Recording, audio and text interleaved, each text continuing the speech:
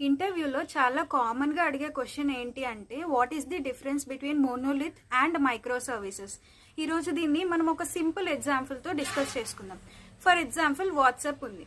Okay, వాట్సాప్ని మనం ఒక monolithic application అనుకుంటే వాట్సాప్లో మనకి చాలా ఫీచర్స్ ఉన్నాయి కదా, like chatting, calling, voice call, video call, status, అలానే పేమెంట్స్ కూడా చేసుకోవచ్చు. సో ఈ ఫీచర్స్ అన్నీ ఉన్నాయి కదా, ఇందులో ఏ ఫ్యూచర్లో అయినా మిస్టేక్ వస్తే మొత్తం అప్లికేషన్ మొత్తం డౌన్ అయిపోతుంది అనమాట. అది మోనోలిథిక్ అప్లికేషన్. ఫర్ ఎగ్జాంపుల్, ఇప్పుడు నేను ఒక స్టేటస్ అప్లోడ్ చేశాను, అక్కడ ఫెయిల్యూర్ ఏమొచ్చింది అంటే error in uploading your status అని వచ్చింది. అలానే అట్ ది సేమ్ టైం నాకు చాటింగ్లో మెసేజ్ చేస్తున్నప్పుడు వాళ్ళకి మెసేజ్ అనేది వెళ్ళట్లేదు. సో అటు చాటింగ్ అటు కాల్ కూడా అవ్వట్లేదు. ఇది మొత్తం ఇంపాక్ట్ అవుతుంది. దేనివల్ల అంటే ఒక చిన్న ఇష్యూ వల్ల, అది స్టేటస్లో ఒక చిన్న బగ్ వల్ల. సో మోనోలిథిక్ అంటే ఏంటి అంటే ఏదైనా ఒక చిన్న బగ్ వచ్చినా మొత్తం అప్లికేషన్ అనేది డౌన్ అయిపోతుంది అనమాట.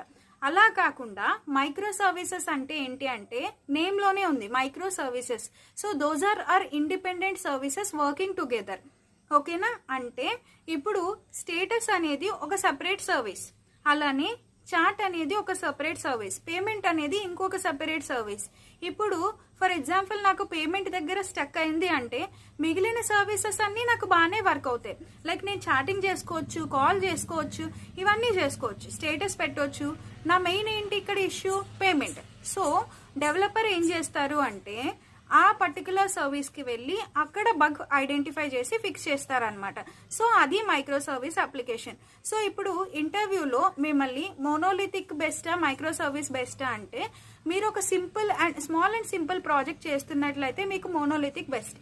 అలానే మైక్రో సర్వీసెస్ ఎప్పుడు కావాలి అంటే మీరు ఒక లార్జ్ అప్లికేషన్ని డెవలప్ చేస్తున్నట్లయితే మీకు ఖచ్చితంగా మైక్రో సర్వీసెస్ అనేవి చాలా ఇంపార్టెంట్.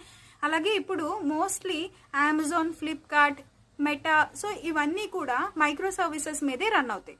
ఓకేనా? అలాగే నెక్స్ట్ ఏ టాపిక్ చేయాలో చెప్పండి, చేస్తాను. Thank you.